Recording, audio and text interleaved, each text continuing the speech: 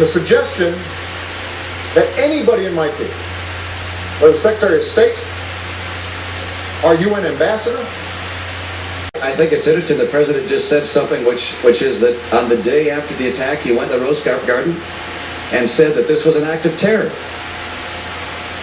You said in the Rose Garden the day after the attack it was an act of terror. It was not a spontaneous demonstration. Is that what you're saying? please proceed, Governor. I want to make sure we get that for the record because it took the president 14 days before he called the attack in Benghazi an act of terror. Get the transcript. He did in fact, sir. So let me call it an act of terror. Can you say that a little louder, Candy? He did call it an act of terror. It did as well take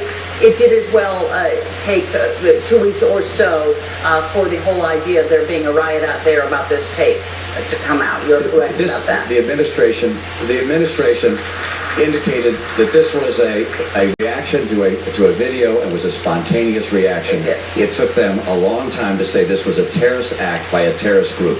And to suggest, am I incorrect in that regard? On Sunday, your secretary, the ambassador to the United Nations, one of the Sunday television shows, and spoke about how this was a spontaneous reaction. I'm happy to have a longer conversation about foreign policy. Absolutely, but I want to move you on. And When folks mess with Americans, we go after them.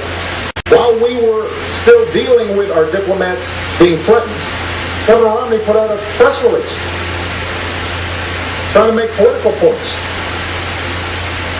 Anybody on my team would play politics. You don't turn national security into a political issue.